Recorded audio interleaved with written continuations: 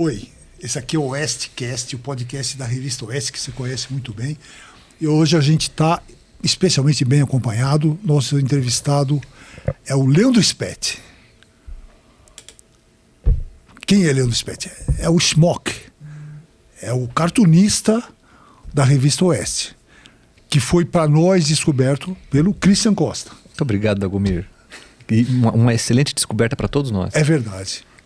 Para todos. Para todos. Para todos nós. E aí, gente, tudo bem? Obrigado por estar aqui nessa casa tão legal, tão especial. Que legal. Obrigado pelo convite, Dag. Obrigado, Cris, antes de mais nada, por me trazer para cá. Aliás, foram esses dois aqui que me trouxeram. O Cris me identificou e eu fui no café. E você foi no café para a gente discutir a possibilidade de vir trabalhar aqui com vocês. Uma grande aquisição para o Oeste, um excelente artista. Muito obrigado, muito obrigado. E aí? A primeira coisa, assim, por que Schmock? A gente vai saber isso depois. É uma citação erudita, uma coisa muito refinada. Que o Speth vai contar para nós. O Speth, as pessoas acham que você é só chargista, né? E você é muito mais que isso. A gente vai mostrar uns trabalhos seus aqui e tal. Perfeito. Mas eu acho que é legal a gente começar abrindo a pasta do Gadu. Porque é o que você se tornou famoso, você se tornou conhecido para nós, e a gente viu, com esse cara dá para contar. Com esse cara, se alguém puder botar, a produção puder botar aí o Gadu, alguma imagem do Gadu.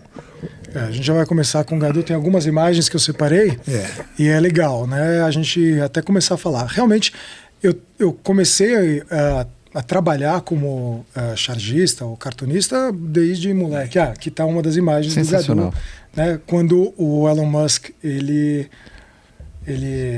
adquiriu o Twitter. Então, ele adorava usar o Twitter, mas só porque o Elon Musk comprou, agora ele é contra o Twitter. Aqui foram uns dos desenhos iniciais que eu...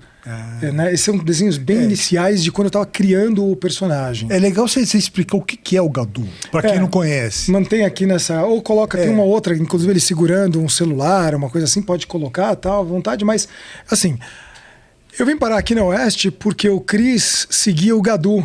O Gadu nas redes sociais. Esse aqui, na verdade, esse aqui é um que eu usei o Gadu para a Oeste. Mas lá na pasta ali na pasta do Gadu dá para ver uns outros dele mais numa imagem assim mais acho que do Instagram e tal. Mas o Cris me trouxe para cá, ele seguia, né? Você seguia o Gadu. Essa daqui tá bem legal. Vocês podem ver que é um personagem que invariavelmente ele é um estereótipo do militante de esquerda, né? Ele tem depois um pouquinho mais para frente a gente coloca toda a trupe que eu desenvolvi de personagens de esquerda, que são personagens baseadas em pessoas reais, porque eu convivi muito com o pessoal de esquerda, porque eu vim de um colégio, mas eu vim de um colégio essencialmente esquerdista, que os professores eram sim, né, ideologicamente voltados para a esquerda e tal. Mas quando você é moleque, está com 16, 17 anos, isso não faz muita diferença. 14, aliás, não faz muita diferença. Hoje em dia, com essa situação, do jeito que está, faz muita diferença né, para a condição socioeconômica do país como um todo. Socioeconômica, educativa e tudo mais. Depois a gente vai entrar com certeza num assunto que é bem mais profundo do que isso e a situação está cada vez mais complicada. Vocês podem ver, o Gadu é aquele cara que não se preocupa com cortar o cabelo. Não que eu me preocupe, mas a barba tá sempre desgrenhada, ela não cresce direito, ele não corta direito. A camiseta é sempre vermelha com Che Guevara, como se ele fosse um grande salvador, né? Como se fosse um grande libertador ou um herói. E todo mundo sabe que ele não passava de um vamos usar uma palavra, um bandido, um vilão, um revolucionário de... Bandoleiro, exato, é uma boa palavra. Né? E ele usa óculos, sempre está com óculos, porque ele, teoricamente, ele lê mais do que quem é do outro espectro, ele é mais intelectualizado, de acordo com ele, e todo mundo é inferior. Às vezes ele está com o símbolo do comunismo e tal. Sempre vermelho. Sempre vermelho, ele está sempre gritando, ele está sempre bradando, ele está sempre incomodado com alguma coisa, como se alguém devesse alguma coisa para ele. Né? Esse perfil eu criei um pouco antes do impeachment da Dilma, e ele não chamava Gadu Ananauê, ele chamava o Hipócrita. Porque era um desenho que eu fazia, também era o mesmo personagem, E ele era um cara que sempre reclamava quando Israel se defendia. Então, por exemplo, tinha um ataque terrorista do Hamas, da Jihad Islâmica lá em Israel. Matava não sei quantos. E aí Israel devolvia. E aí ele saia gritando: Israel, país apartheid, demoníaco, blá blá blá, mata não sei o quê. Não, mas foram eles que começaram. Não. Palestinos são bonzinhos. Os terroristas são bonzinhos. Israel é sempre ruim. Então ele era sempre o hipócrita. E não era só sempre em relação a Israel, era sempre em relação a tudo.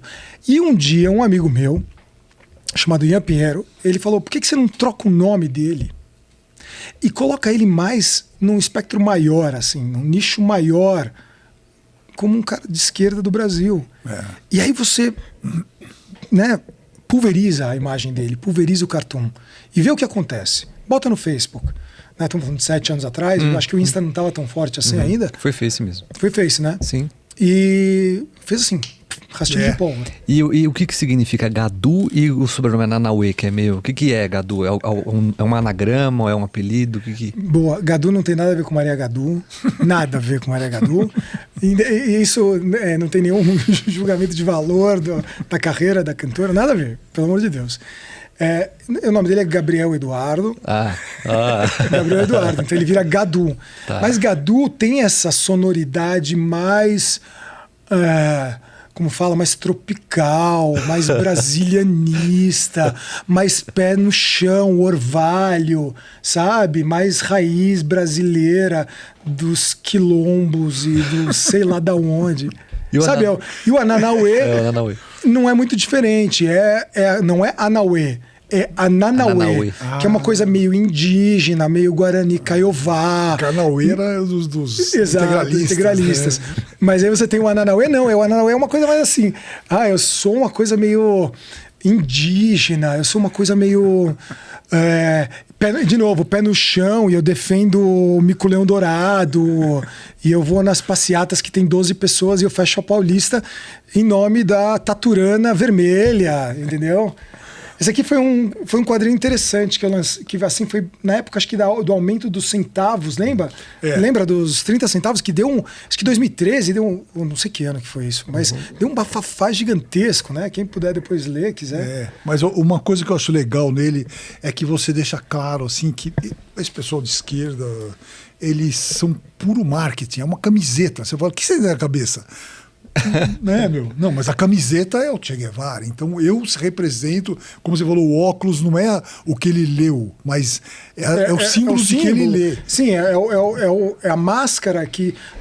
todo mundo tem um jeito que se comporta em cada nicho, mas não, ele veste um uniforme. É o uniforme mesmo. Ele veste um uniforme e tem uma série de uniformes para fazer parte de um contexto maior, de um clube, de um clube que se autoaceita e se retroalimenta, meio que...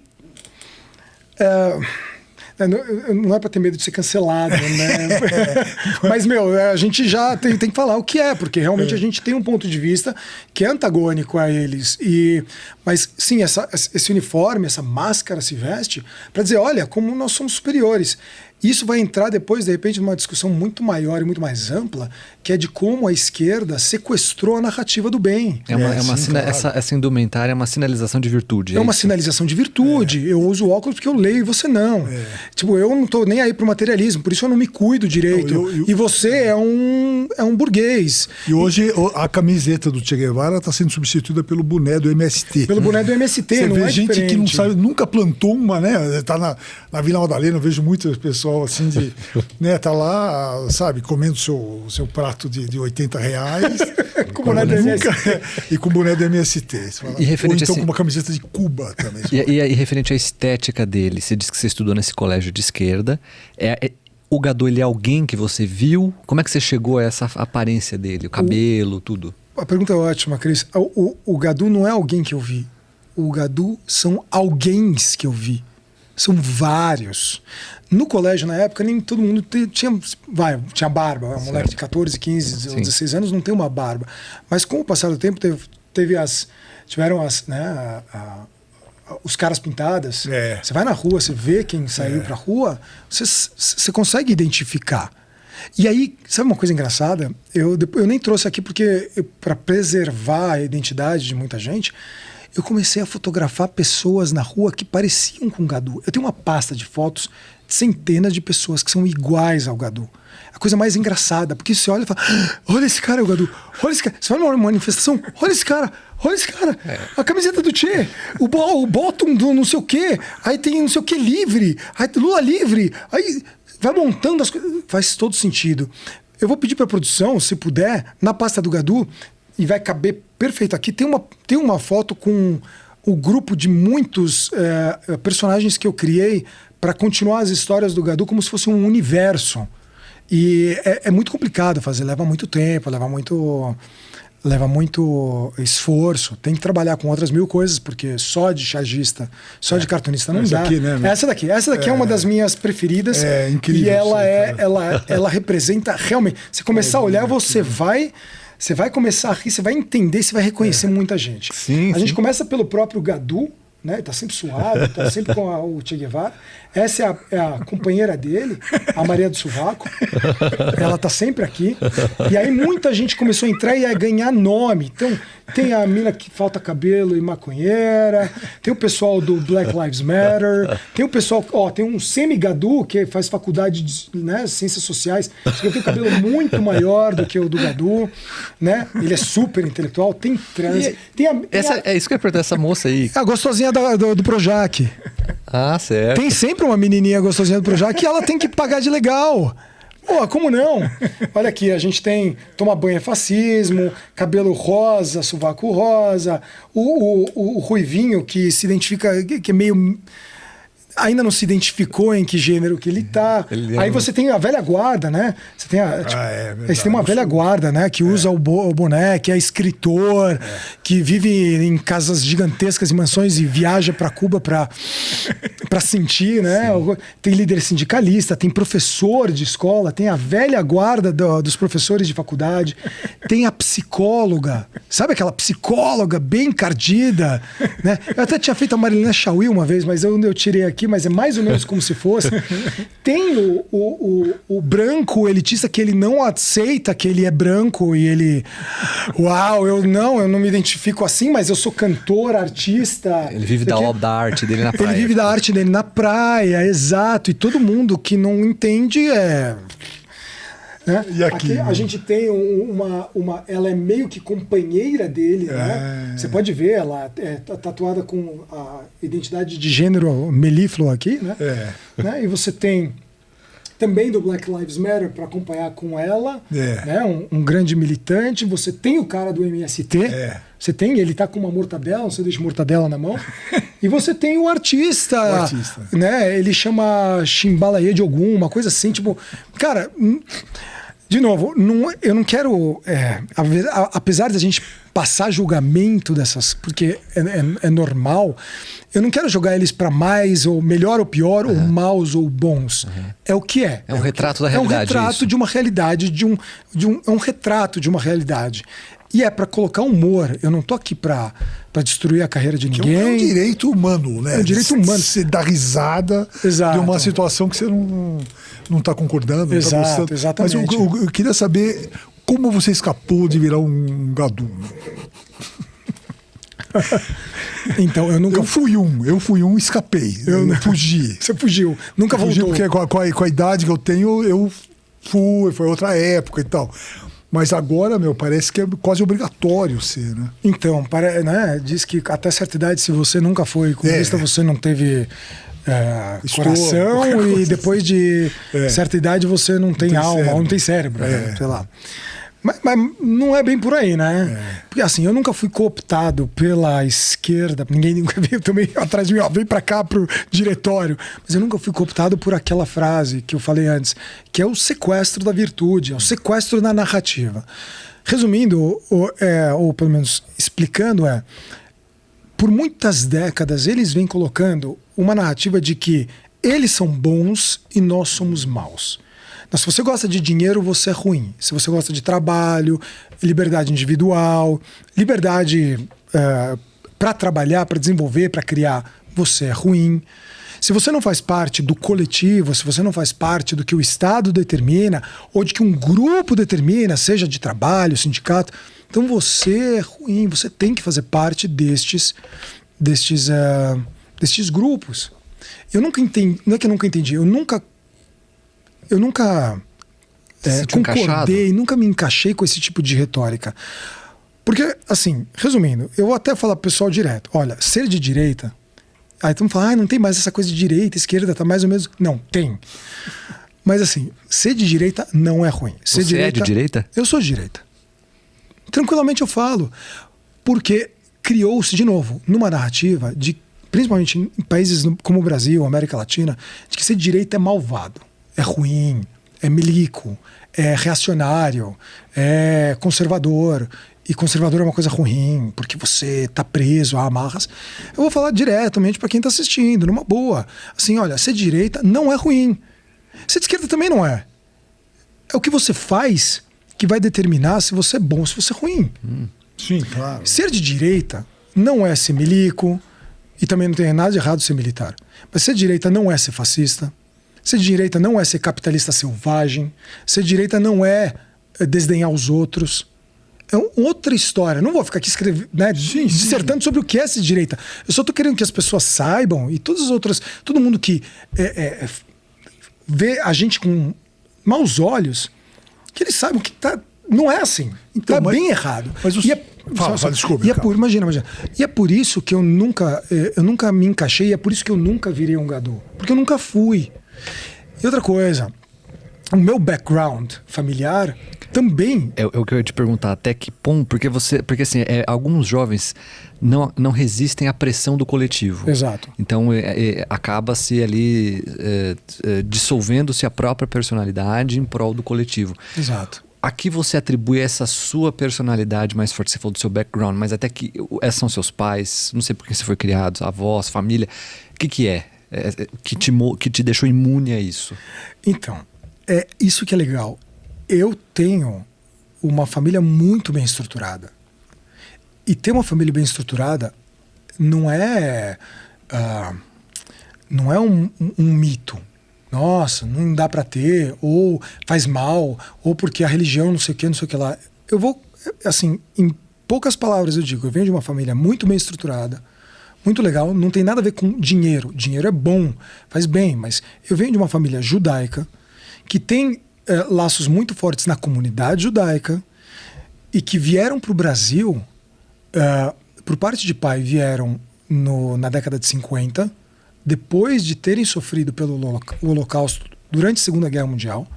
Minha avó nasceu na Polônia e ela teve os pais e as irmãs assassinadas, e ela teve que se refugiar na Sibéria. Quando ela termina a guerra, ela volta à Sibéria, meu pai nasce, minha tia depois nasce também. E eles vêm para o Brasil na década de 50. Trabalham muito, vieram muito pobres, e eles trabalharam muito. Sabe, estruturaram uma família. E parte da minha mãe também vieram da Polônia. Só que vieram na década de 30, na década de 20 e 30. E eles também trabalharam muito, também vieram pobres. Na verdade, no final das contas, a minha família, meu pai e minha mãe casaram, tiveram eu, meus irmãos, né, o Felipe, meu irmão, a Sheila, minha irmã, e trabalharam muito. Não que as outras pessoas não trabalhem, mas eles conseguiram ser bem-sucedidos. Eles passaram valores de trabalho, valores familiares. E com o tempo, mesmo depois eu saindo da minha bolha judaica, que era onde eu estudava no colégio antes, depois eu fui para um colégio de esquerda, colégio equipe, eu entendi que, olha, o Brasil é muito maior do que de onde eu vinha, mas eu tenho os meus valores. E esse background foi muito forte para mim, foi muito importante. E aí, eu via na minha classe, era um leque de pessoas que eu não tinha antes com contato. De novo, não é para melhor, não é para pior, era só diferente. Tinham pessoas de origem negra, de origem mais, não, sei lá, de uma outra classe social, origem artística, eram backgrounds muito diferentes. Orientais, um dos meus maiores amigos até hoje, ele é descendente de japoneses, Daniel, meu dentista, aliás. Se você colocar tudo isso num bolo, cada um vinha com um aspecto, vinha com os seus próprios valores familiares. E o meu, eu mantive. E foi e mais ou menos isso que aconteceu. E mais ou menos não, foi exatamente isso que aconteceu. Eu tenho certeza, às vezes eu fico até gaguejando, eu tenho certeza que é isso que me manteve. E aí quando vem o discurso, quando o discurso chega, não, o coletivo, o Estado, a gente precisa fazer grupo, parte de um grupo, e senão você é burguês, e o burguês é ruim, ele quer só explorar. E eu via isso dentro da minha casa, ninguém está explorando ninguém. Meus pais nunca exploraram ninguém. Muito pelo contrário, eles vieram sabe, a minha mãe talvez não, mas meu pai veio de um background da fuga da Europa. E teve que ralar muito, teve que trabalhar muito. Isso aprende, sabe, você aprende com isso. Sim. E aí quando o cara fala assim, não, o coletivo é mais forte, que não sei o quê, porque vocês são burgueses, blá blá blá, eu falo, não.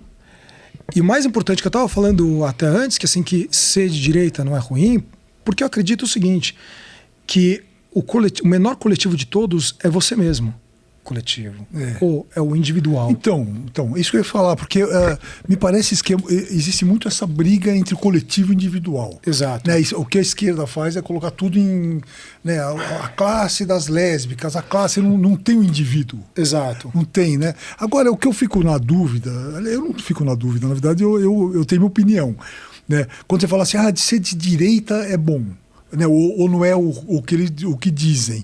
O que eu fico na dúvida, assim, você ser de esquerda, eu já sei que eu não sou de esquerda. Eu sei tudo o que eu aprendi na minha vida, que eu não me identifico com aquilo. Agora, você não acha que você falar eu sou de direita não te classifica também de outro lado? Ser obrigado a ter atitudes e pensamentos para combater. Eu falo assim, eu sou de direita, então eu me encaixo nisso aqui, né? Então você não acha isso daí? Porque me parece que é você trocar de time e não ser indivíduo, entendeu? Eu pessoalmente, eu tenho posições que você fala, mas isso não é de direita. Não é, sinto muito. Você tem total razão, Dago, total razão. A questão é assim, se alguém me pergunta e eu quero me posicionar, então eu me posiciono de uma certa forma. E eu me permito me posicionar. E eu me permito não concordar com tudo que a direita faz. Sim. Esse é o meu individualismo e a minha individualidade. Então, se eu não concordar com alguma coisa, deixa, é meu. Tá. E se eu concordar com alguma coisa que a esquerda possa vir a propor, acho difícil. No passado, talvez, tinham até produzido algumas ideias muito boas, mas... eu, como ser humano, eu me coloco em primeiro lugar, porque por que eu acho que o individualismo, ele é... Eu vou voltar. Volta a fita. Eu vou voltar para ficar mais interessante ainda. Acho que é mais interessante. Que assim, eu acho que as duas coisas deveriam andar concomitantemente, simultaneamente. O individual com o coletivo. E deviam andar juntos. Mas você deveria, não digo nem privilegiar, mas você deveria dar mais atenção para o teu individual primeiro e depois para o coletivo. Não, mas que absurdo! Nós somos um grupo, nós somos pessoas. Olha o que eu falei antes. Deve andar junto, mas uma atenção melhor primeiro para você. Isso é básico. E não precisa ser muito filosófico, nem precisa ser muito intelectual para entender isso aqui. Se você estiver doente, de cama, como é que você vai ajudar teu coletivo? Não vai. Se você estiver passando fome, como é que você vai ajudar o outro? Não vai. Se você estiver faltando dinheiro, como é que você vai ajudar o outro? Não vai. Então, enquanto as pessoas estiverem forçando o coletivo em primeiro lugar, o indivíduo vai sempre ficar em segundo lugar, em segundo plano. E aí, se todos os problemas acontecerem com você, como é que você vai ajudar o teu coletivo? Então, se eu tiver... Tá, vamos dar um exemplo. Se eu tiver 10 coisas e tem um cara precisando de uma, se eu tiver 10, eu dou. Eu posso dar, se eu quiser. Se eu não tiver, se eu só tiver uma, ou faltando para mim, e eu tiver que pedir para outro e o outro também não tiver, porque o coletivo está em primeiro lugar, como é que vai ajudar? Tudo tem que partir do primeiro, saúde, bem-estar, a tua casa, a tua família, se você quiser, lógico. Dinheirinho no bolso, o coletivo vai andando. Se você jogar todo o peso primeiro para o coletivo, O individual não anda. E trazendo essa questão até para o mercado de trabalho, por você afirmar-se, né, como uma pessoa de direito, você encontrou alguma resistência para trabalhar com o que você faz em alguma empresa, eventualmente, por você ser... Aproveitando isso daí, vamos ver a pasta do seu trabalho aqui na Oeste, enquanto você responde. Legal. Não, vamos sim, vamos colocar tal. Eu nunca tive problema com isso, porque eu nunca tive que me posicionar. Na verdade, assim, eu sempre trabalhei como praticamente um autônomo. Eu trabalhei pouco em empresa. Agência de publicidade, eu fiz publicidade na faculdade. Eu trabalhei em agência tamanho pequena, médio porte, e depois eu resolvi abrir o meu próprio estúdio. Ah, entendi. E o meu próprio estúdio, aí eu sempre fiz o que eu quis. Mesmo quando eu tinha que fornecer ilustração, depois a gente vai ver uma série de ilustrações para publicitárias, na verdade, no final das contas, muita gente não quer saber qual é o seu espectro político, você tem que entregar o teu trabalho. Isso é legal. Isso, na verdade, deveria ser. Então você não quero, porque... Mas já aconteceu uma vez, a gente ia editar um livro, eu e minha esposa tal, e uma amiga, e o editor do meu lado falou uma coisa, eu falei, olha, eu não concordo por causa disso, e aí ele falou, não vou mais fazer o livro com vocês, porque você é um cara de direita. É mesmo? E sua reação? Cara, meu resto o problema é teu, cara. O problema é teu, outra pessoa vai fazer. Ou, tipo, eu não dependo desse livro para viver. Desse livro especificamente, eu não dependia para viver. Volta àquela anterior, por favor. A gente acabou não falando sobre ela. Então, essa foi logo recentemente, quando aumentou muito o valor da gasolina, todo mundo, né? Essa aqui, né? Porque essa gasolina é aditivada, com amor. E aqui é a foto do Lula. Aqui é a foto do Lula estampada no carro dele, né? Que deve ser um Lada, né? Um Niva. Com escapamento furado. Vamos para a próxima? Essa daqui, um amigo meu, ele falou, cara, essa daqui é digna de prêmio. É mesmo. Né? Que ela Você só pode ir para trás. Só pode dar. Isso é uma coisa que até que me vem uma frase na minha cabeça que é, não, eles se colocam como progressistas.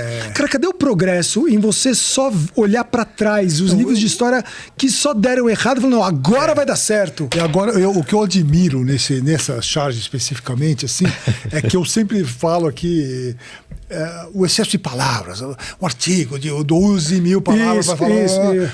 Aqui você falou tudo, cara. Aqui você, né, visualmente você tem um impacto que você explica um monte de coisa. Eu me lembro dessa daqui também. Essa foi logo no começo, né, do essa foi, acho que foi até mais recentemente, quando ele... Foi aquela declaração do Moro. Declaração do Moro, quando ele falou, eu quero, vou foder com o Moro, desculpa, com o Moro. E ele dá um tiro no pé, porque ele não sabe que ele está sendo gravado. E aí, sem palavra também. Sem palavra. Não precisa dizer nada. Eu achei muito legal também. Ele dá um tiro no pé. E com certeza, também tem uma garrafinha aqui, mas com certeza ele está no Sírio-Libanês, ele não está no SUS. Meu, uma arte dessas você faz do nada ou você baseia em foto? Assim, eu faço as caricaturas, a do Lula eu já nem preciso mais olhar para fazer, de verdade. De tanto que eu tô treinado, eu não preciso olhar. Mas eu faço olhando referências, lógico, eu pego as minhas referências de fotos. Aquela que passou foi justo agora no 8 de... Né, volta um pouquinho, volta essa anterior, por favor. É legal. Ó, a invasão do 8 de janeiro, de janeiro, né? As manifestações. Esse era o ministro do GSI, não é? Ou não? Isso, era o ministro do GSI, que automaticamente, no mesmo dia, ele foi, para as piranhas. Né, boi de piranha na hora. Boi de piranha. Então, eu fui procurar a foto dele, a do Lula eu já sabia fazer de cor. Fiz umas piranhas que eu olhei também na internet. Então, tudo isso é do zero. Nada é... Eu posso fazer uma observação? Duas. Não só sobre essa, mas todas. Eu percebo que você ressalta em cada personagem um detalhe específico. Perfeito. O Lula, por exemplo, é o nariz, a zona T aqui. A orelha também dele. Exato, a orelha. E você põe uma cor específica nessas áreas. E isso é o que te chama a atenção nele e por quê? A pergunta é muito boa. Cris, eu coloco ele sempre vermelho, aí cada um pode tirar a própria conclusão. De quem está sempre vermelho, com as orelhas vermelhas, a ponta do nariz vermelha. Mas a questão é que eu sempre ponho o Lula, uma característica dele é muito a arrogância. Como é que você vai colocar a arrogância no desenho? Eu não sei. Tem sempre uma orelha... sabe, tá sempre franzindo a testa, uma sobrancelha meio para baixo, um olhar meio tipo, eu sou dono da verdade, o que eu falo, todo mundo tem que abaixar a cabeça, ou, não importa o que eu vomite, as pessoas vão ter que aceitar, porque eu sou o Lula. Então eu tento trazer uma arrogância, que é uma coisa difícil de você, lógico, porque você não consegue, né, você não tem como desenhar a arrogância. Mas dentro das características físicas que eu trago no desenho, esse desenho já é um dos mais antigos. Inclusive, é o William Bonner aqui, né? Só esses, né? Sem coisa. Aqui era o William Bonner e a Renata Vasconcelos, né? Quando ele foi entrevistado na campanha ainda política. Foi logo quando a gente começou. Que assim, é como se ele mesmo estivesse comandando a entrevista e ele fala assim, olha, com amor, ó, você não deve mais nada pra E novamente, né, veja a característica que você ressalta nele ali, as orelhas, o nariz. Exato. Hoje eu já tô tá bem mais reduzido o desenho dele. Isso aqui tem alguns meses, agora eu já faço bem mais, com linhas bem mais retas, bem mais decididas, né? Mas sempre tem uma característica, tem o nariz grande, o rosto avermelhado, e tem sempre o papinho de peru. Sempre tem o papinho de peru. Por quê? Porque é engraçado, né, meu? Aquela flacidez de peru. É legal. Cara, a gente tem que fazer o que é humor. O humor é legal. As pessoas ficam hoje chorando, mimizando por causa de humor. O cara é gordo. Você é gordofóbico. O cara é fóbico. Para, gente. Vamos dar risada. Em todos esses episódios, você ironiza, evidentemente, a situação de uma forma jocosa.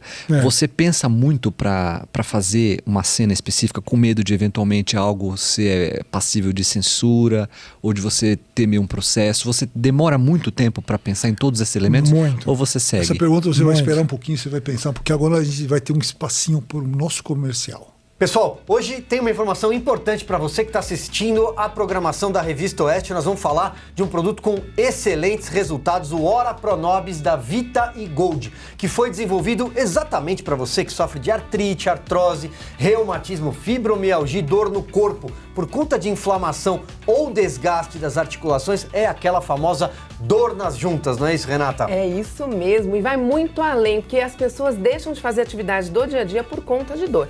A dor veio, tem algo de errado, a gente não pode ignorar e nem se acostumar com ela. Mas comece o seu tratamento com Ora Pronobis da Vita e Gold e eu vou te explicar o porquê.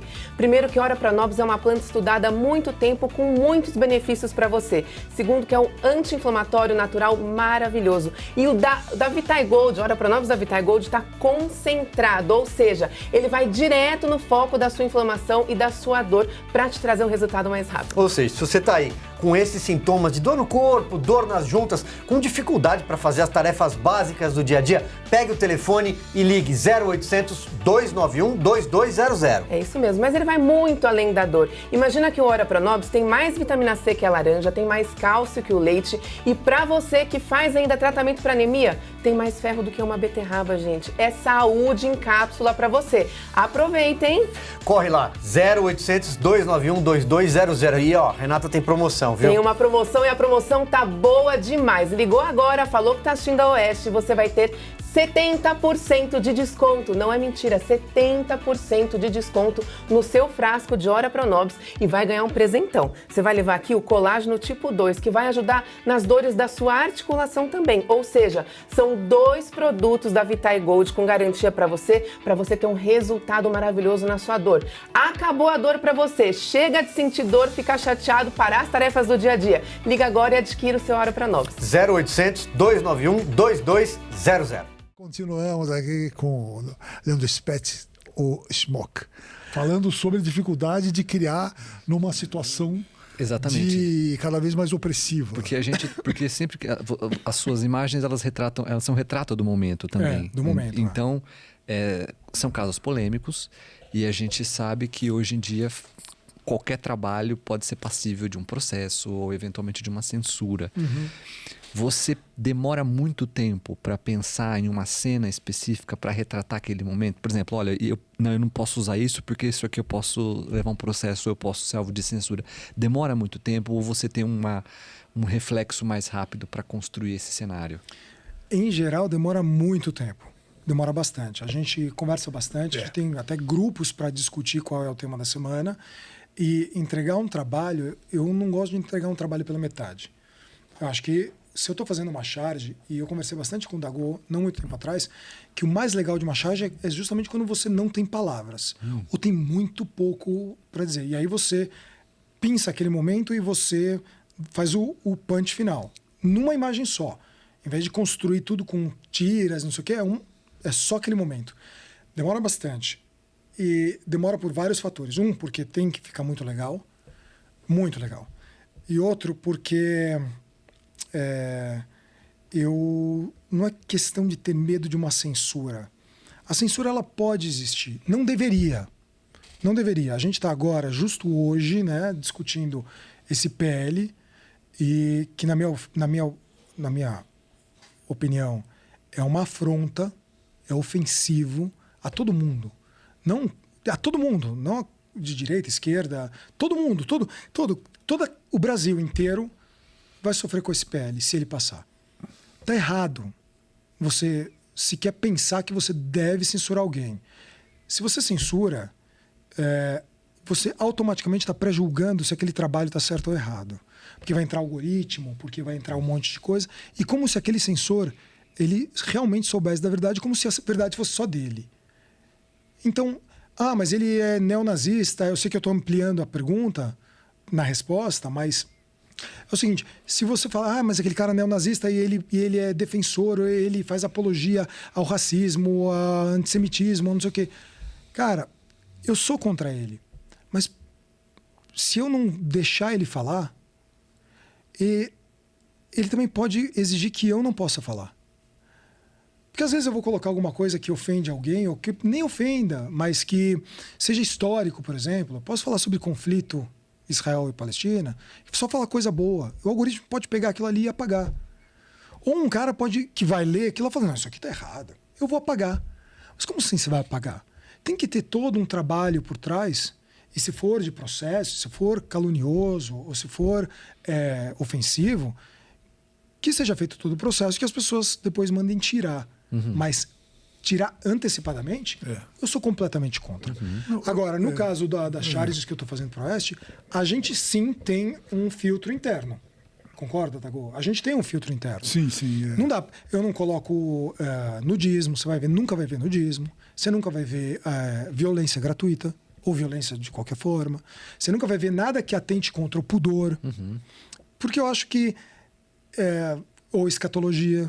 Você nunca vai ver esse tipo de coisa. Tem limites, né? Tem limites. Mas não é que limite foi imposto de fora para dentro. É um alto.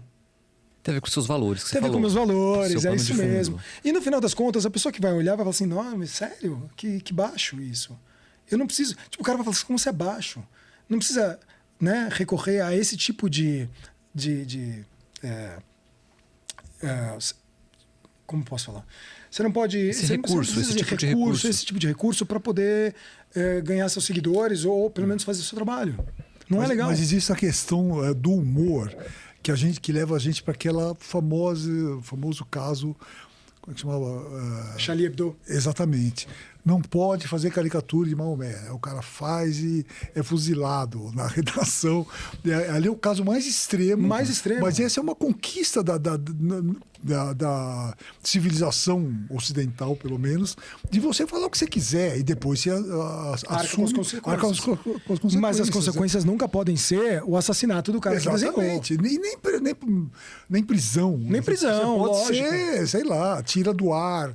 Tira do ar, o cara faz um protesto e acabou. E hoje a gente vive numa sociedade digitalizada que tirar do ar é fácil. É fácil, Não é uma coisa que você precisa recolher o jornal, né? Exato. Sabe? Ou como aconteceu um tempo atrás, que você tinha que as notícias proibidas, você colocava receita de bolo, não sei o quê. Hoje está fácil. Então, até isso facilita um certo controle com bom senso, né, cara? Dagô, esse é o fanatismo. É o fanatismo, a mente, a cegueira, é a cegueira ideológica.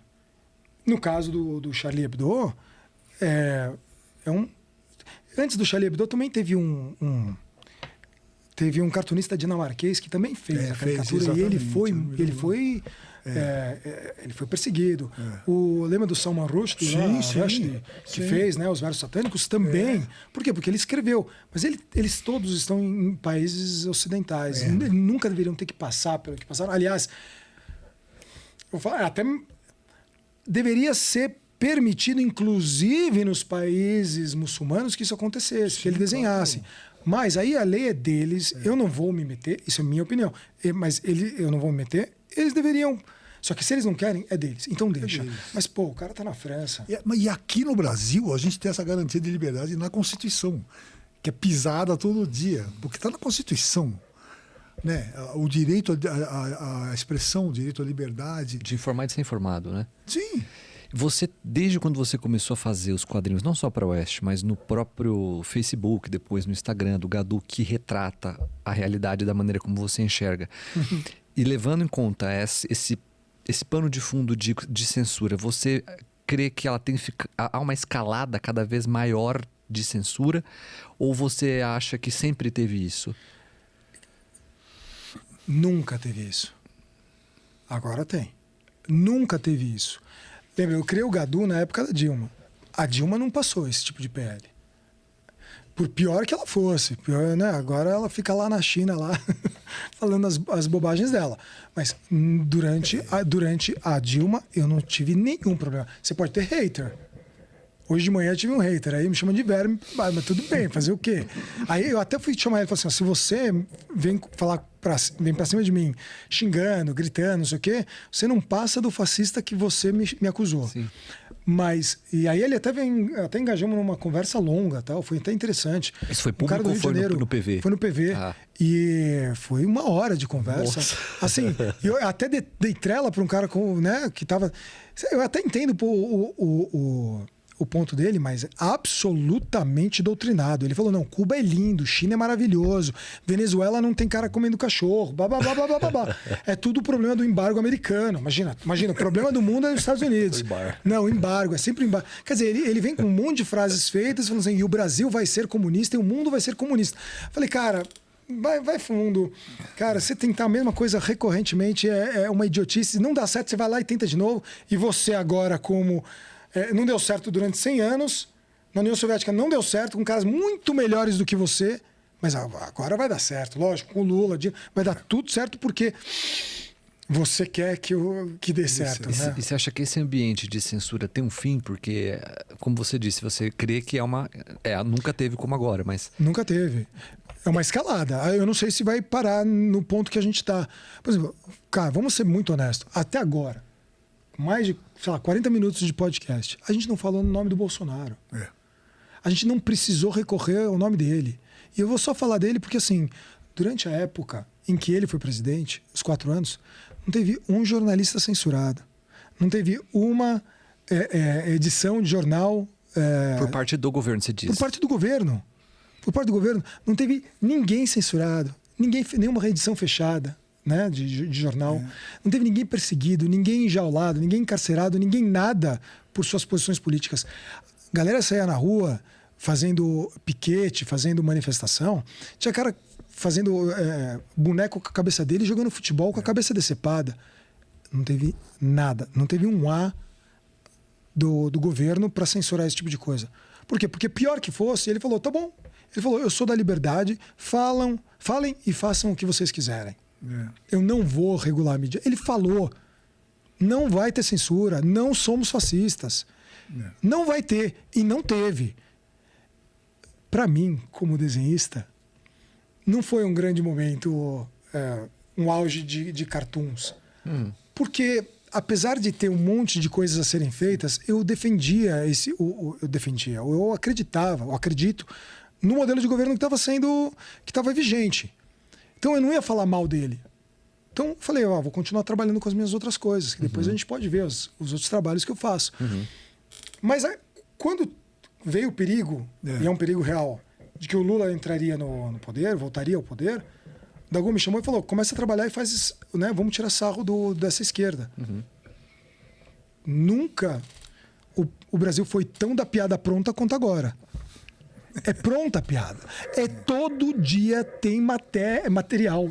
É verdade ou mentira? Nossa, todo dia tem material. Lula facilitou seu trabalho. Então, o governo Lula facilitou a minha vida, de certa forma. Preferia que não tivesse vindo, mas facilitou a minha vida. Porque assim, na boa, o Brasil está indo por um caminho muito ruim, mas facilitou a minha vida em termos de trabalho como cartunista. Só que aí vem um problema, com o que eu faço? Mas aí tem um problema. Será que eu vou poder continuar fazendo? Será que eu vou poder continuar tirando sarro do governo de agora? Então, eu acho que, sim, está tendo o início de uma censura. Na boa, só de a gente discutir regulação ou regulamentação da rede social, da internet como um todo, é a própria fake news. Nada é tão fake news quanto a regulação da própria internet. Não, porque a gente vai falar, porque vão ter itens, vão ter... A gente não devia nem estar discutindo isso. A gente não devia estar nem nesse caminho. Esse é o caminho errado. Esse já é a fake news nela mesma. Como é que as pessoas não veem? Como é que os políticos ou a esquerda não vê? Que no dia... Hoje, eles são situação. No dia que eles forem oposição, se esses algoritmos continuarem, eles não vão poder falar mal. Eles acham que eles vão se perpetuar no poder até quando? É o que eu estou pretendendo. Perpetuar, né? Então, eles estão querendo até quando? Eu não sei se eu fui muito longe na resposta. Não, mas acho que a questão da censura é essa. Não deveria existir. Não gostaria que existisse e, na boa, tinha que parar. Não tinha que ninguém passar uma canetada falando, ó, tira isso do ar. Mas essa é uma questão que vocês não viveram, vocês são muito jovens. Uhum. E eu vivi o regime militar. Ali existia um censor, era um sujeito, coronel. Eu já falei isso aqui no esquerda. É um censor, esse é o censor. Isso pode, isso não pode. E naquela época, era assim. Havia uma imprensa alternativa que metia o pau, fazia charge contra. E passava muita coisa, né? Agora, posso te interromper, então? Vou pedir para a produção, vocês olharem na pasta. Eu não sei se está na pasta Oeste ou na pasta Chaves, acho que está na Oeste. Tem uma do Chico Buarque que eu fiz, que na minha opinião ela retrata exatamente o que o Dago acabou de falar. Para mim, eu acho que foi bom, sei lá. Acho que não, e outra coisa, o primeiro, como você falou, o primeiro governo Lula, aí. Essa daqui. Vamos lá, vamos analisar ela de forma bem simples. 1978, 2023. Olha, pai, afasta de mim esse cálice. Ele com aquele bigodinho, os mullets, a costeleta nos anos 70, cantando. Agora, em 2023, ele apoia, sempre apoiou e sempre continua apoiando. No discurso último que ele deu, falou que a gente estava na época do fascismo, obscurantismo. Olha que ele solta. Lula, aproxime-se do Brasil esse cálice. E tem a ver com a... Obrigado, produção. E tem a ver com... Lembra que eu falei? Eu tenho que sempre tentar trazer a parte estética mais bonita possível. Uhum. Né? E tinha que fazer muito rápido. Então, fui atrás, criei ele nos anos 70 e eu trouxe ele agora para 2023. Com a Sharpzinha meio francesa, morando lá fora, é fácil falar também. A boca dele te chama atenção? Cara, eu tenho um pouco disso. Quando eu vejo uma pessoa, eu particularmente, algo nela me chama atenção. Sim. Por isso que eu pergunto se você também tem essa mesma percepção do outro. Porque a diferença deles ali, ele tem um nariz, agora ele está com o nariz maior, está com uma boca, tá certo, ele envelheceu, mas se algo nele te chama atenção nesse ponto, se haveria um porquê. Então, em termos... Olha, quer estudar legal essa caricatura, essa charge ainda mais? Em termos estéticos ou em termos de estilo... Realmente, eu aumentei o nariz dele porque ele realmente ficou mais velho. Eu taquei ruga até não poder mais, porque ele tá assim mesmo. Tá com o pescocinho de peru também. Mas a questão é, aqui, você pode ver que ele tá triste. Porque eram os tempos militares. Uhum. Então aqui era o afasta de mim esse cálice, pai, né? Que ele tá triste. Aqui não. Uhum. Aqui ele quer a censura. Entendi. Aqui ele tá pedindo, então ele tá feliz por trazer a censura para o Brasil. Eles acham que não. Até aquela declaração, aquela entrevista com a Marisa Monte, que ninguém entendeu nada, que ela falou também no meio do PL. Ninguém entendeu nada. Não, mas como é que o cartista vai lá, se no passado eles são contra a censura? por que hoje em dia eles são a favor? A censura da esquerda, da direita não pode, mas a censura da esquerda pode. Quer dizer, então, a censura do bem. Famoso, né? A censura do bem, o ódio do bem. Parece que tem. Foi aquilo que eu falei no começo. É o sequestro da narrativa. Tudo que a gente faz, não importa, é pro bem do povo. Eles fazem de um jeito. Eles são assim muito espertos. Né? Muito. Eles fazem uma coisa tosca, mas que pega. O marketing. Então, o que não for de esquerda é de extrema direita, fascista, e tem que ser eliminado. E pronto. Se você não é, se é de esquerda, não. Você tem que ser eliminado. Então você é nazista. Acabou. É assim, você faz essa. Aqui tá o centro. Daqui pra cá é a esquerda. Daqui pra cá é a direita. Tá? Daqui pra cá todo mundo é lindo. Até lá. Daqui pra cá. Tudo isso é nazista. É nazista, tem que ser eliminado. Fascista, nazista. Depois tem que estudar melhor, inclusive, o que é nazismo, o que é fascismo. Fascismo é um movimento. Bom. Você estava falando da censura, né? Da ditadura. Você faria uma analogia com essa censura de agora, é isso? Não, pois é, aquela censura, eu era contra na época. Sofri, meus primeiros anos foram censurados, mas era um coronel que estava lá, ou um cara da Polícia Federal que carimbava, falava, isso pode. Agora, a gente estava até conversando antes do programa, você dizer que a censura atual é censura, é censurável. É verdade. É proibido falar que a censura que eu estou te censurando. Então é metalinguístico. Metalinguístico, é pós-verdade. Pós-verdade, exato. Na época, na década de 70, então a censura ela era institucional. Então sabia-se que tinha. Sim. E eles falam, não, sim, nós somos censores. Hoje em dia não. Hoje em dia é a busca da verdade. Busca da verdade, o bem, o coletivo. Sei lá. Vamos ver outras obras suas aqui. Eu acho que trabalho de caricatura. Trabalho de caricatura. Eu comecei como caricaturista mesmo. Trabalho de caricatura. Eu trabalhei muito em evento. Vamos mostrar ao pessoal a pasta de caricaturas. Uma pasta de caricaturas com umas que eu coloquei que eu considero bem interessantes. Né? E tem muitas técnicas diferentes. Mas eu comecei fazendo caricatura na escola, dos amiguinhos, da professora, dos pais. Contava histórias e tudo mais. É muito legal falar, né? Porque a carreira... essa é uma das minhas preferidas. Você lembra desse ator? É o... Putz, tá aqui na minha cabeça, cara. Mas é um cara de faroeste. Isso, é o Lee Van Cleef. Lee Van Cleef, cara. E você, cara, quando a gente conversou pela primeira vez, você tem assim uma... Não é nem semelhança, mas é puxado pro Mort Drucker. Que pra mim é o maior que teve... É até o que eu ia te perguntar. Quem são as suas inspirações para trabalhos como esse? Não só os da Oeste. O Mort Drucker era o caricaturista da revista Mad. Isso. Então ele fazia caricaturas e filmes que eram, para mim, era a melhor parte da revista Mad. Você sabe que é a revista Mad? Sim, sim. Bom. Sim. Ele particularmente. Eu falo umas coisas, né? Não, porque eu não tempo. Nos tempos da Mad. Não, os caras pararam de fazer 5 anos atrás. Agora, eu vou falar, eu falo do Mort Drucker, mas ele não tinha nem a condição gráfica de fazer um negócio tão detalhado quanto você faz. É perfeito isso. Mas tem que o Mort Drucker é uma das minhas inspirações, a gente já falou sobre isso, o Mort Drucker. O Al Hirschfeld é uma outra. Na caricatura, vou te falar que grandes nomes de caricatura do passado, e não tão passado assim, são franceses. Aqui é digital, né? Aqui é um digital do Morgan Freeman. Sensacional. As pintas dele. As pintinhas voando, exato. Demais, cara, demais. Essa caricatura me tem um tom gadu, assim, alguma coisa... tem os franceses, como o Ricord, o Morchoisny e o Jean Moulatier, na minha opinião, um dos maiores caricaturistas da história. Você tem, esse é um Tommy Lee Jones também feito. Cara, isso é digital, viu? Isso é digital. É digital. Você faz você usa um programa para isso? É um Photoshop normal, uma tablet grande que eu tenho, que eu, né? Uma caneta aqui. Exatamente. Eu uso uma caneta num tablet que é como se fosse desenhado na própria televisão, assim, no próprio monitor. Né? Eu vou fazer, já faço um merchan, de repente os caras me mandam uma outra, não? Será que dá? Pessoal, é uma Cintiq da marca Wacom. Cintiq é o modelo.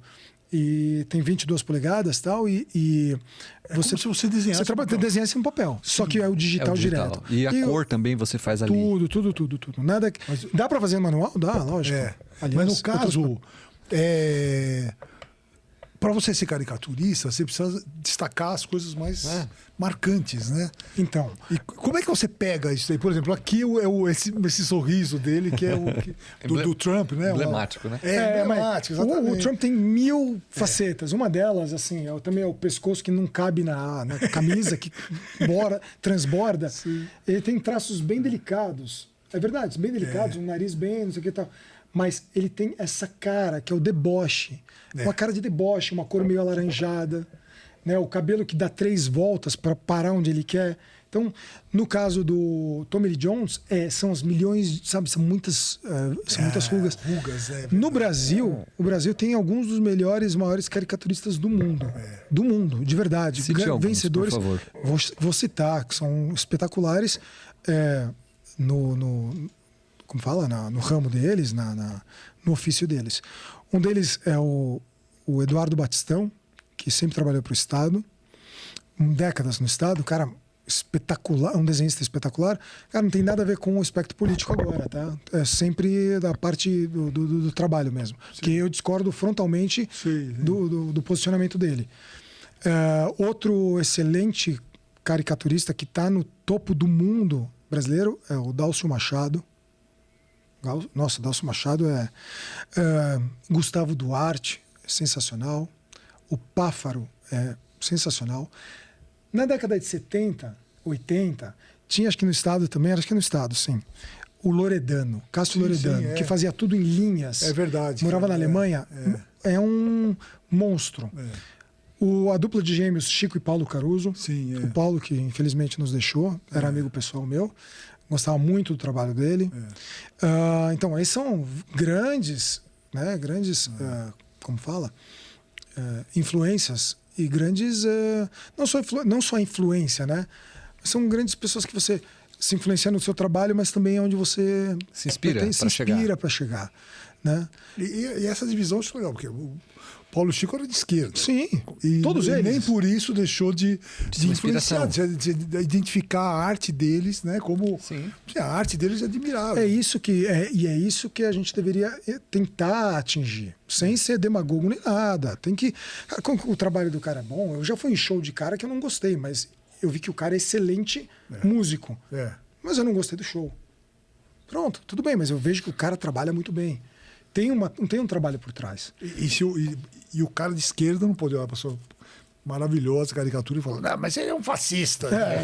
Olha o trabalho do cara. Olha pro trabalho. Olha, eu vou te falar, tem aqui em São Paulo uma coisa chamada Art Battle, que são artistas que pintam ao vivo. Num combate de artistas ao vivo, e as pessoas votam em quem é o melhor. Depois tem mais uma rodada e tal. No Art Battle, uma vez eu fui concorrer ou participar, aí eu chamei um cara que estava do lado e eu pintei o cara que estava do meu lado. Ele estava na plateia. E aí quando eu terminei, sabe o que ele falou? Se eu soubesse que você era direita, eu não teria deixado você me desenhar. Que horror. Eu falei, cara, você tá louco. Olha, depois dessa, não vamos acabar não, mas eu queria te pedir o seguinte, outro comercial agora, você é assinante da Oeste, certo? Sim. Eu queria que você dissesse por que é importante assinar a Oeste. Com desenho, não. Você quer que eu explique o que eu desenho? Eu gostaria. E a verdade é assim, a gente pode até criar um cartoon a respeito disso.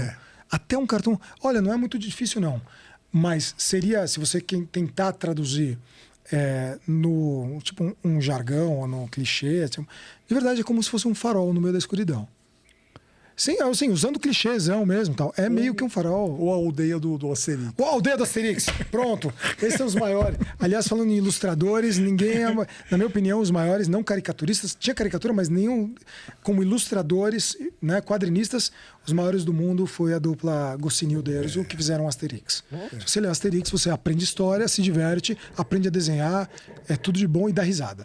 E até sobre aprender a desenhar, qualquer um pode fazer? Qualquer um.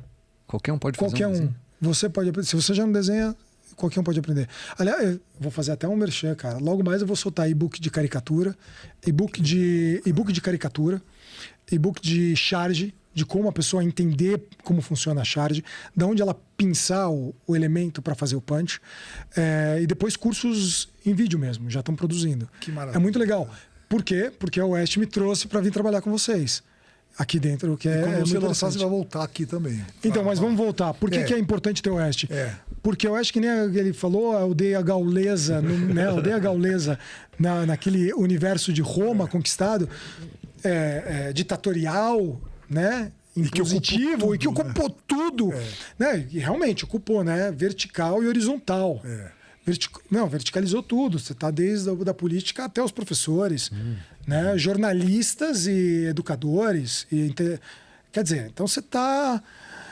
a gente tá meio que, né, navegando, assim, tá com a água aqui, assim, jornalistas defendendo a censura, né? Jornalista defendendo a censura, olha que legal. Pô, cara, para pensar, cai fora, não é para ser jornalista defendendo censura. Aliás, ninguém deveria.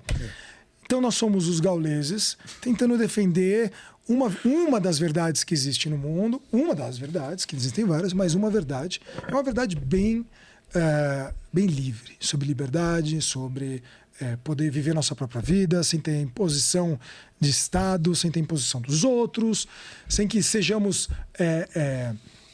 taxados ou caluniados ou marcados como fascistas, misóginos, transfóbicos. Todos os óbicos possíveis, né? Então por isso que eu acho que a Oeste ela é fundamental. Eu como assinante, e a maioria dos meus amigos também a gente poder continuar. Esse trabalho vai continuar cada vez maior. Vocês estão gigantes nas redes sociais, vocês vão continuar. Vocês não, vou me colocar no meio, porque eu estou fazendo parte. Estamos juntos. Vai continuar? Porto Tatis. Por Belenos? Por Belenos. Boa essa, hein? Meu. Uma pequena aldeia. Você está falando disso de que qualquer um pode desenhar, mas começa por onde? Você começa copiando uma coisa? Não sei, como seria um ponto inicial para quem quer desenhar? Qualquer um pode iniciar o trabalho de desenho, mas eu não posso dar a letra de como faz. Eu já dei alguns cursos, eu já dei alguns workshops para pessoas que não sabiam nada, zero. Uma aula de caligrafia. No caso, você sabe desenhar? Mais ou menos. Legal, bom. Mas é mais ou menos. A pessoa que quer desenhar, ela não tem que contar só com a mão dela, ela tem que contar com outras partes do corpo, né? Visão, cérebro, é muito interessante. Mas se eu continuar, eu vou dar a letra do que é o curso. Entendi. Então, o curso, mas assim, sim, a pessoa, ela tem que ter a primeira coisa, a mais importante de todas, é um trabalho de observação. Observar. Porque não adianta você tentar fazer uma coisa se você não souber como essa coisa é. Simples. É um trabalho de observação. Eu aprendi isso, eu tinha 13 anos, ou seja, mais de 30 anos atrás. 47.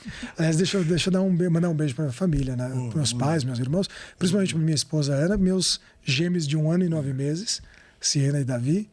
Vou deixar aqui um beijo, depois a gente vai voltar. E eu espero, porque minha esposa, ela é artista plástica, arquiteta, sabe desenhar. A gente tem 2 filhos. Eu espero que os 2 tenham puxado esse DNA. Pô, também, né? Eu espero que sim. Tem, os 2. Tem de ser. Pelo menos, né? Um pelo menos.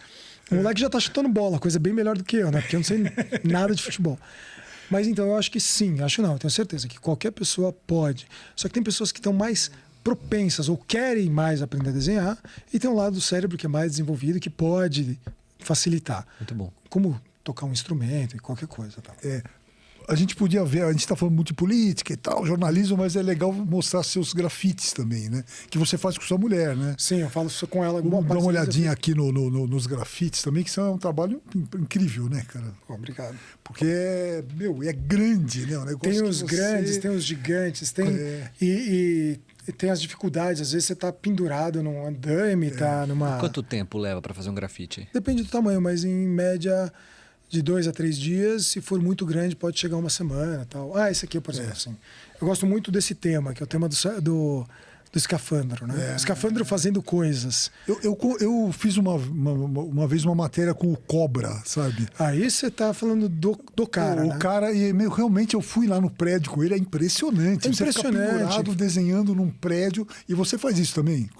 Se a oportunidade aparece, não é tão frequente como acontece para ele, com certeza. Então aqui a gente tem... Isso é na entrada, ó, eu e a Ana. Que legal. A gente tá na entrada de um como fala? De um um conjunto comercial, na verdade um empreendimento comercial. Meu, mas por que o escafandro? Porque o escafandro, ele é surreal, ele é... Opa! Foi boa essa. Ele é surreal. Como ele pode estar falando no telefone e não está ouvindo? Ele está comendo aqui também. Ele tá com o celular. Com o celular, e com o computador. Computador e tal. Pode passar. Escafandro é um tema recorrente para mim. Aqui, por exemplo, tem uma sala de casa, por exemplo. O cara, na entrevista, no briefing, ele falou: não, eu gosto muito de viajar. Eu gosto muito de viajar. Gosto muito de viajar. Ele falou 3 vezes viajar. Não, porque tem o barco. Ele falou, pronto. Eu já sei que o cara gosta de viajar, que tem os mapas. Isso é um trabalho definitivo. Fica na casa dele. Na casa do cara, definitivo. Aqui os carimbinhos e os carimbinhos de passaporte. Né? De passaporte. Exato, exatamente. Correio demais. Nossa, aqui, que lindo isso. Então, aqui eu tenho uma mistura. Isso aqui é dentro de uma tecelagem, uma fábrica, né? Uma indústria têxtil aqui em São Paulo. Eu gosto muito de voltar, remontar, sabe, coisas do passado, e eu coloco um pouco de cor. E eu uso muitas vezes só linhas pretas para. Eu gosto muito de monocromático. Então eu coloco só uma cor mais ou menos parecida com aquilo que o cliente vai gostar. E eu faço todo um trabalho de montagem. E essa cena, por exemplo, ele escolheu? Não, eu que escolhi. Ele falou: olha, eu não sei o que fazer, Spert. Faz o que você achar. Eu falei: olha, têxtil, vou botar o têxtil. E era a sala de demonstrativo, sabe? Perfeito. O que mais a gente tem? Essa é uma parede gigante, ela é uma parede de 10, né, de quase 20 metros, mas era só para mostrar esse pedaço aqui, que era o pedaço do... Eu fiz toda uma plataforma de petróleo, de isso? petróleo. Extração de petróleo. Exato. Tem pessoa pescando. Ali. Tem pessoa pescando, dá trabalho, era para ver mais assim o trabalho. Aqui era um restaurante. Nossa, cara. Que a parede também é enorme desse restaurante, ela é enorme. Esse alce, ele tem uns 3 metros de altura. Nossa. Ele é bem grande, teve que fazer em escada e tal. Mas é interessante, porque junta o homem, né, com a Dá pra com perceber a até cabeça. que a parede ali ela é um pouco... E aí mistura. Ela é um pouco rústica, né? Onde é esse lugar, cara? Olha, se eu te falar, você vai chorar, cara. Na Bela Sintra e fechou. Ah, que absurdo. Que absurdo. Foi a pena, pandemia. meu. Foi antes da pandemia que a gente fez. Meu. Acho que eram uns 17 metros daqui até aqui. A gente fez absolutamente tudo. Então tem tipo um boi dirigindo um trator. Cara, isso que é maravilhoso do desenho, né? Porque a gente, quando escreve para jornalismo, tem que ter aquela lógica, tem que ter começo, meio e fim. Senão ninguém explica entende. tudo direitinho.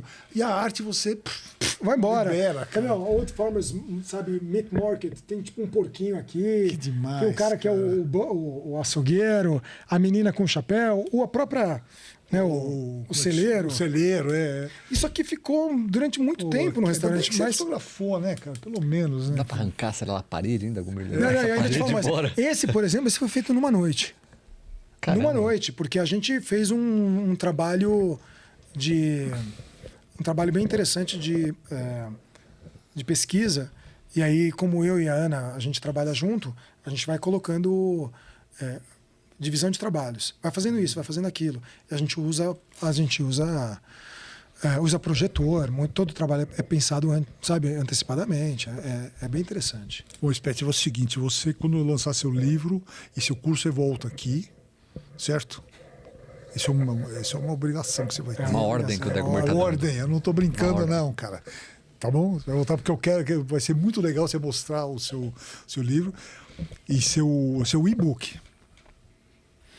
Com certeza. E-book. Com certeza. O e-book vai sair logo mais, já está ficando pronto. Tá vendo? E-book, cara. Tá vendo? Não, é porque assim, tem que aproveitar o momento que a gente está e tem que trabalhar, tem que desenvolver, tem que ganhar. Dinheiro é bom, né? Dinheiro é bom, exatamente. Dinheiro é bom. E eu achei muito legal você falar de e-book, porque eu sou propagandista de livro digital aqui. E eu acho que é isso aí, cara. Se você fosse fazer esse trabalho em livro impresso, seria provavelmente proibitivo, né? Não. Ia ficar caro, né, ninguém ia ficar olhando. O cara já olha no PDF. Já olha E você, e para terminar, eu queria que você falasse o que significa schmuck. Essa é a pergunta, do podcast. Do podcast, É a pergunta. Então, vamos lá. Schmuck significa... Acabou. É igual o irmão do Jorel? Acabou. como eu falei antes, eu venho de uma família judaica que vieram da Polônia. Existem 2 grupos majoritários judaicos no mundo. 2. Ashkenazi e Sefaradi. Os Sefaradim são judeus que vieram da Península Ibérica, norte da África e principalmente, hoje em dia, Síria, Líbano, Egito. São mais orientais. Se chamam de judeus orientais, árabes. E tem os judeus que vieram majoritariamente da Europa, do norte da Europa. Alemanha, Polônia, inclusive Ashkenaz significa Alemanha. Então são os Ashkenazim. Polônia, Rússia, Hungria, Ucrânia e tal. Tinham muitos. Milhões moravam lá. Esses judeus, eles desenvolveram um dialeto próprio chamado Yiddish, que é a mistura de alemão com hebraico. Se alemão já é impossível, imagina alemão escrito em hebraico, com a grafia hebraica. É impossível. Então, tipo, quem fala, fala, quem não fala, chora. Então, e aí uma das palavras que foram criadas foi a palavra schmock, que nos Estados Unidos é muito usada. O schmock, na gíria judaica, é um babaca, um idiota, um loser, nossa, zero à esquerda. Esse cara é um schmock. Esse cara faz tudo errado. Esse é um schmock. O mais engraçado é que foi minha esposa que sugeriu, né? Dá o nome de mãe. Fala que sugeriu. Eu não sabia porque a gente queria usar um pseudônimo, lembra? Mas eu achei legal usar o schmock e sair do SPET. E aí a gente... schmock pra cá, schmock pra lá. Então, o schmock é um babaca, um loser. Porém, e aí vem o grande porém. O significado literal da palavra schmock é o prepúcio que é cortado fora no 8º dia na circuncisão de um menino judeu. Ou seja, vai lá... Eu consigo ouvir os ouvintes falando, agora descobriram. Agora descobriram, é que mas ele não tá foi um assim. detalhe adicional. Não, eu disse, mas assim, eles fizeram porque eles descobriram, mas ao mesmo tempo eles fizeram assim... Foi a cara que o Chris fez. Eu estou me pondo nesse lugar. Olha só, é assim...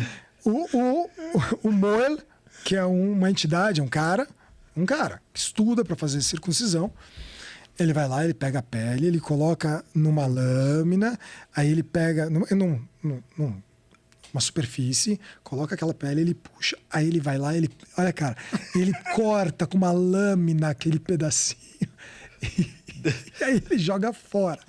Aquele pedacinho de pele é o schmock. Então você é um pedaço de prepúcio, é isso? Que ninguém quer. Eu não sou judeu, mas meu schmock também foi... Esse é um tema para uma outra conversa. Eu não quero verificar para se é verdade ou não. Não precisamos constatar de jeito nenhum. Muito obrigado. Bom, SPET, schmock, /schmock, super obrigado.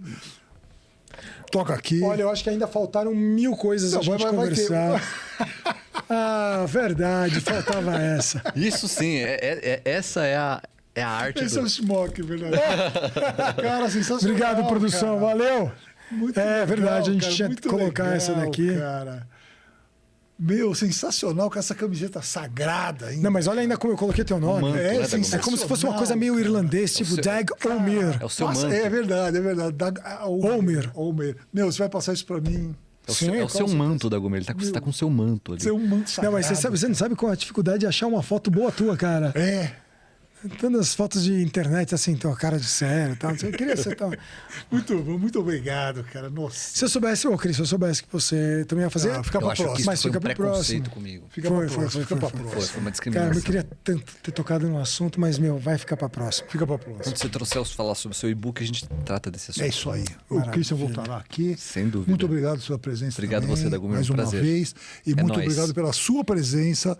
Assine a Oeste, porque aí você tem o schmock. O schmock. Você ganha o schmock de presente. Revista, você tem os podcasts, nossos programas, Oeste Sem Filtro. Estúdio Oeste, As Liberais. Isso. Eu queria... Tudo isso é financiado principalmente pela assinatura. Pela assinatura, parabéns. É importante. Eu queria agradecer vocês.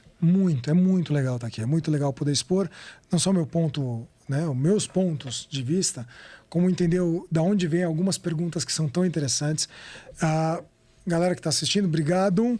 Pode me perguntar, pode entrar nas minhas redes sociais. A gente vai deixar aqui o endereço. Isso. A gente vai deixar o endereço. Pode entrar em contato comigo, não tem restrição. Você aqui é tudo em ordem. Os endereços da Instagram. Principalmente o Instagram é o @schmock_art, que é SCHMOCK_ART. Esse é o Instagram principal. Vai encontrar no Twitter também hoje em dia. Mesmo nome. E eu acho que a coisa mais importante é poder expor o nosso ponto de vista gaulês, né? Essa é a verdadeira resistência. Aqui ninguém soltou a mão de ninguém. De fato. E principalmente agradecer vocês, Cris, por ter me trazido para cá. É nóis. E Dagomir por me aguentar, né? Imagina, cara. Nós temos a nossa poção mágica. L'Chaim. L'Chaim. A vida, valeu. Tchau, pessoal. Muito obrigado e até a próxima.